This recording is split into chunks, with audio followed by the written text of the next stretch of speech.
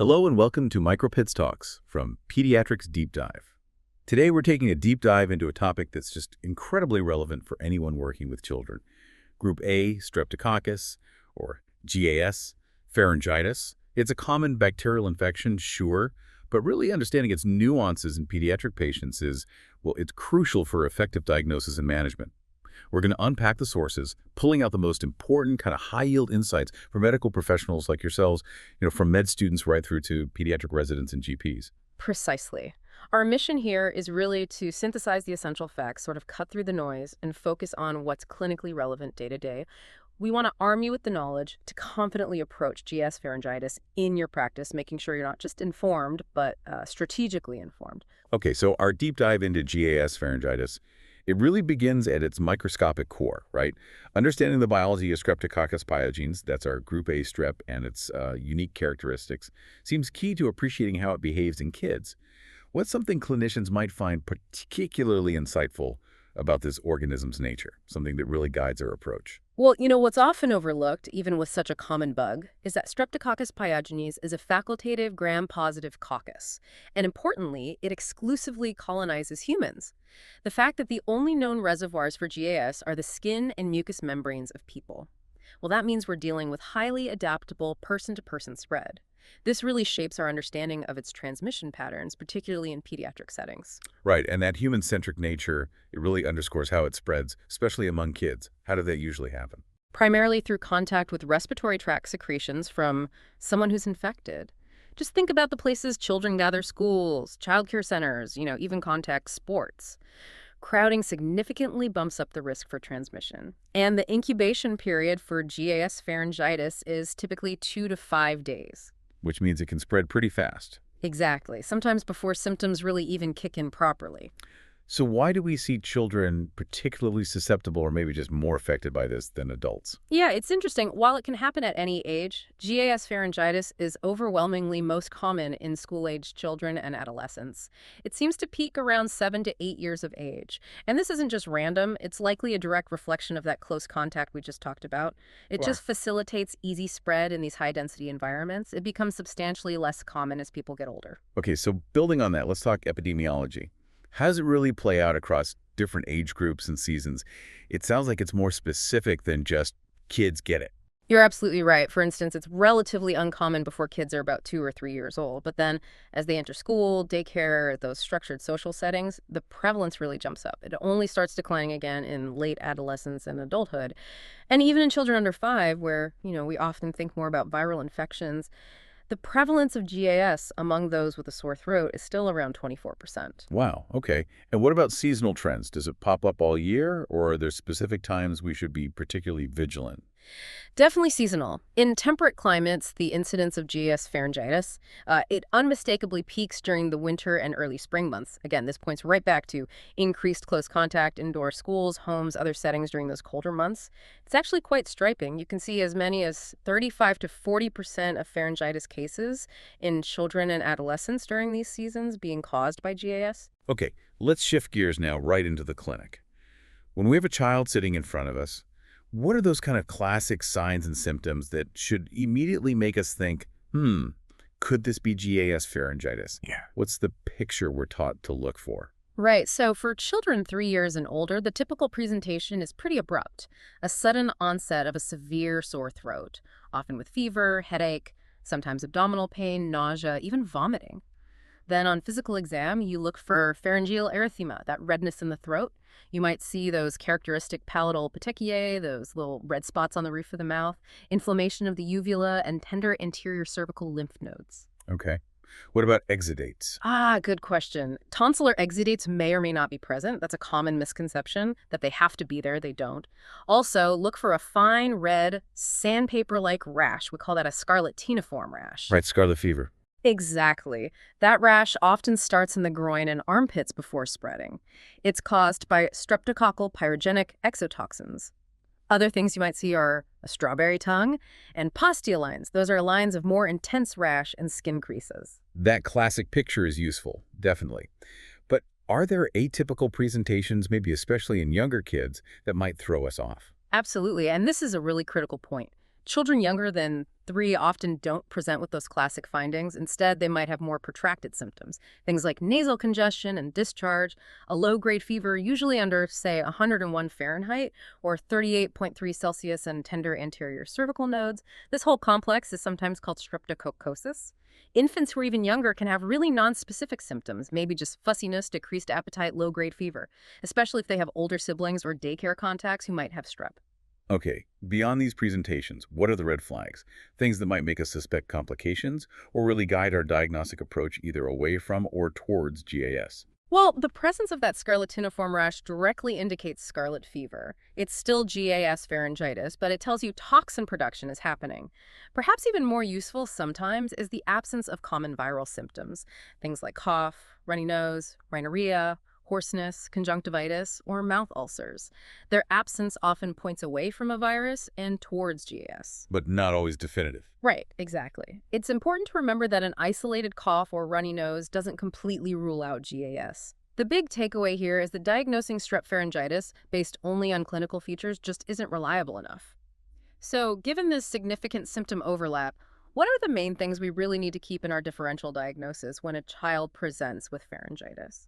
That's such a key point about the overlap. It feels almost too easy sometimes to just jump to strep when a kid has a sore throat. But like you said, the differential is huge. Yeah. Are there any conditions on that list that are particularly tricky, maybe mimicking GAS in ways that could trip up even experienced clinicians? Oh, for sure. The primary challenge, without a doubt, is telling GAS pharyngitis apart from viral pharyngitis. Viral is just much, much more common overall. Viral pharyngitis often has a more gradual onset, and symptoms like runny nose, cough, maybe diarrhea are usually more prominent. In terms of tricky mimics, Epstein-Barr virus, EBV, can be deceptive. Oh, no, right. Right, infectious mononucleosis. It can also cause fever, exudative pharyngitis, and swollen neck glands, but usually bilaterally. Splenomegaly, an enlarged spleen, is a key differentiator if you find it. We also have to think about other bacterial causes, though they're less common. Things like Group C and G strep, Arcanobacterium hemolyticum, and sexually active teens, Neisseria gonorrhea. And then there are the really critical things to rule out local infections like peritonsillar abscess, retropharyngeal abscess, epiglottitis. Those can compromise the airway quickly. Yeah, definitely don't want to miss those. Absolutely not. And then you have viral syndromes like herpangina from enteroviruses, which gives you those typical vesicles on the soft palate and uvula, or herpes simplex type 1 causing gingivostomatitis, and much less commonly conditions like PFK syndrome, that's periodic fever, aphthostomatitis, pharyngitis, and adenitis for kids with recurrent fevers, or even Kawasaki disease in the right context. Okay, so with all these overlapping symptoms and possibilities, how do we actually nail the diagnosis? When should we pull the trigger and test for GAS? Microbiologic testing is absolutely essential. You really can't rely on clinical signs alone. We generally suggest testing in children 3 years and older who present with acute tonsillar pharyngitis or that scarlatiniform rash we talked about. For kids under 3, testing is warranted if they have those more protracted symptoms, the nasal discharge, low-grade fever, tender neck nodes, especially if there's a known GAS exposure, like a sibling with strep.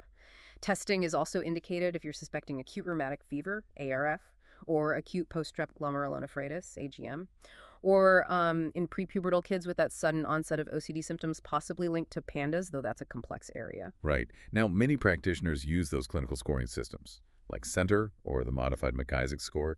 How reliable are they in the real world? Is there a big pitfall we need to be aware of? That's a vital question. These scoring systems are definitely useful. They help identify patients who are likely to have GAS and therefore need testing. But here's the critical caveat. They are not sufficiently sensitive or specific for definitive diagnosis on their own. Relying solely on these scores can lead to significant overdiagnosis and, unnecessary antibiotic use. For example, even a high McIsaac score, like 4 or 5, is associated with a positive lab test in less than 70% of children. So, not great odds. Not for making a final decision, no. This is why laboratory confirmation is always required for children who don't have obviously viral symptoms before you start antibiotics. Okay, let's talk tests then. What's the practical role of the rapid antigen detection test, the RADTs, versus traditional throat cultures? RADTs are highly recommended as that first step. They help cut down on antibiotic overuse. They have excellent specificity, generally 95% or higher. So a positive result is highly reliable. You typically don't need a culture to confirm a positive RADT. The challenge, though, is their variable sensitivity. It usually ranges from 70% to maybe 90%. Because of that, for children and adolescents, a negative RADT result still requires a confirmatory throat culture to definitively rule out GAS. So negative rapid needs a backup culture. In kids and teens, yes. Throat culture on blood agar is still the gold standard, with sensitivity around 90–95%. The drawback is time results take 24 to 48 hours, and cultures that look negative after 18–24 hours should even be re-incubated for another day, just to be sure. Got it. What about the newer molecular assays like PCR? They seem to be popping up more. Where do they fit in? Yeah, molecular assays, or NETs, are definitely gaining traction. They offer really impressive high sensitivity, often 96% to 99%, and also high specificity. This means a negative NET result generally does not need a confirmatory throat culture. Plus, they can provide results quickly, sometimes in under an hour, which is a big clinical advantage. But there are downsides. Well, the trade-offs are that they're currently more expensive, and their high sensitivity could potentially pick up more asymptomatic carriers. So you might identify kids who have GAS in their throat but aren't actually having a GAS infection causing their symptoms, leading to maybe unnecessary treatment if you're not careful interpreting it with the clinical picture. Regardless of the test used, though, vigorous specimen collection is key swab, both tonsils and the back of the throat well. Okay, so let's say we have a confirmed case of GAS pharyngitis based on testing. What's our management strategy? What are the main goals we're trying to achieve with antibiotic treatment? Right, the goals are really multifold and super important. We want to reduce how severe the symptoms are and how long they last. We want to prevent acute complications, like ear infections or peritonsillar abscesses. And most importantly, we want to prevent that delayed non-suppurative complication. Acute rheumatic fever, or ARF. Treatment also significantly cuts down transmission to others. But here's a critical insight to remember. Antibiotics do not prevent acute post-strep glomerulonephritis, AGN. That's a really important distinction for families. Absolutely. It's vital for patient education. And who specifically should get antibiotics? Is it every child with a sore throat and a positive test? Generally, yes. We recommend antibiotic treatment for any patient with symptomatic pharyngitis who has a positive microbiologic test for GAS. Empiric treatment, meaning treating without a confirmed test, is generally not recommended because the clinical features overlap so much with viral illness. A short delay in starting therapy while waiting for test results hasn't been shown to increase rates of ARF. However, if your clinical suspicion is extremely high and maybe rapid testing isn't available, starting empiric treatment while results are pending might be reasonable. But you absolutely must stop the antibiotics if the tests come back negative. And it's also important to remember that treatment is not recommended for asymptomatic chronic carriers. Okay, for those confirmed cases needing treatment, what are our first-line antibiotic choices and for how long? Penicillin V remains the drug of choice. It's got proven efficacy, a great safety profile, a narrow spectrum, which is good for resistance, and it's low cost. Amoxicillin is often preferred, especially for younger kids, mainly because it tastes better and sometimes can be given just once daily, which helps with adherence. The standard duration for both oral penicillin and amoxicillin is 10 days. 10 full days, even if they feel better sooner. Yes, absolutely. That 10-day course is non-negotiable. Even if symptoms resolve quickly, completing it is essential to ensure eradication of the bacteria and effectively prevent ARF. For patients where you're really concerned about adherence, intramuscular benzathine penicillin G is an excellent single-dose option, although, fair warning, the injection can be quite painful. Right. Now, what are the key alternatives if a child has a penicillin allergy? How do we decide what to use based on the type of allergy? Yeah, that's a common clinical decision point. For patients with a mild, non-anaphylactic penicillin allergy, maybe just a rash, a 10-day course of a narrow spectrum, first-generation oral cephalosporin like cephalexin is a good choice. Some guidelines also allow for short courses, usually 5 days, of certain second- or third-generation cephalosporins like cefdinir or cepodoxim. Now, for patients with a history of a severe, immediate, or anaphylactic reaction to penicillin, our options change. We typically go for oral clindamycin for 10 days, or a macrolide antibiotic like erythromycin, clarithromycin, or azithromycin. Azithromycin has the advantage of a shorter 5-day course. However, you always need to be mindful of growing macrolide resistance rates in some areas. And drugs to avoid. Definitely avoid tetracyclines, sulfonamides, and fluoroquinolones for strep throat. High resistance rates or significant side effects make them poor choices here. Makes sense. Beyond antibiotics, what's our role in supportive care for these kids? Supportive care is fundamental for all of them, antibiotic or not. This includes encouraging rest, making sure they get adequate fluid intake to stay hydrated, maybe suggesting a soft diet that's easier on a sore throat, and advising them to avoid respiratory irritants like smoke. Over-the-counter pain relievers are key things like NSAIDs or acetaminophen can effectively manage fever and pain. It's worth noting that systemic glucocorticoids, like steroids, are generally not recommended just for symptom relief in most pediatric pharyngitis cases. Okay. And a very practical question parents always ask. When can their child safely go back to school or daycare? Yeah, important one. Most patients can return to school or daycare after they've completed one full day that's typically 12 to 24 hours of appropriate antibiotic treatment. The key conditions are that they need to be afebrile, no fever, and otherwise feeling well enough to participate. This helps break that chain of transmission in the community. So, stepping back, what are the potential consequences if GAS pharyngitis is untreated or maybe not managed appropriately? This really feels like the why behind everything we've just discussed.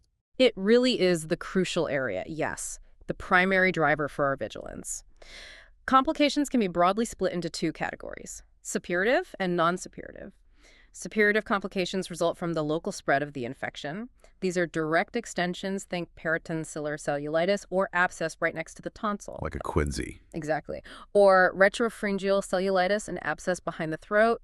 Suppurative cervical adenitis, which is pus in the neck glands. Otitis media, sinusitis.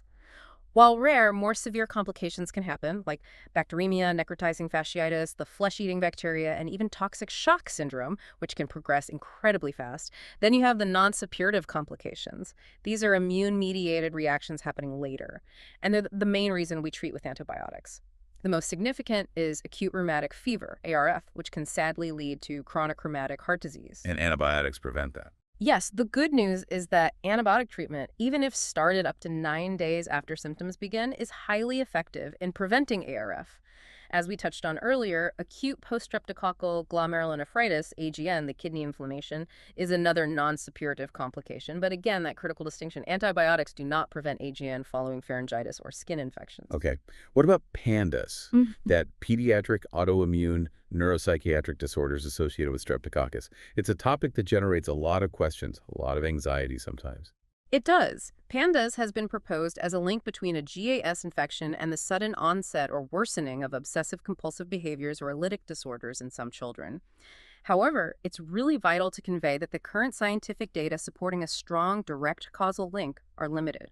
Therefore, based on current evidence, there is insufficient evidence to support antibiotic treatment or prophylaxis just for PANDAS symptoms themselves. Management for those specific neurological or psychiatric symptoms really is best directed by specialists, child psychiatrists, behavioral pediatricians, or child neurologists. So, moving beyond the acute treatment phase, how can we best educate families and patients about broader prevention strategies? Right. What does this all mean for daily practice? How do we help keep kids healthy and stop the spread, both within the family and out in the community, like at school? Well, hand hygiene is truly a cornerstone. Basic, but effective. We need to emphasize consistent hand washing, especially after coughing or sneezing, and always before preparing food or eating. This significantly reduces the spread of those respiratory secretions we talked about at the beginning. And regarding treatment adherence, how critical is it really that patients finish that full antibiotic course, even if they feel much better after just a few days? This is such a common challenge. It's absolutely critical. Adherence to the full 10-day course or the prescribed duration for alternatives is essential, even if symptoms vanish quickly. Completing the full course is what truly eradicates the bacteria from the throat. This dramatically reduces the risk of those serious complications, especially ARF, and it prevents further transmission to others.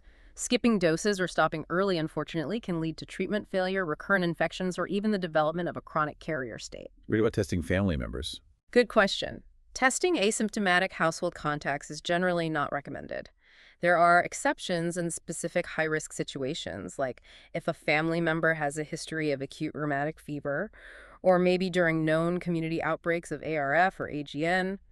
Similarly, treating asymptomatic chronic carriers, people who have GAS in their throat but no symptoms, is generally not recommended unless there's a very specific reason, like recurrent strep infections bouncing around the family or during an ARF outbreak. And the ultimate prevention, is there a vaccine anywhere on the horizon?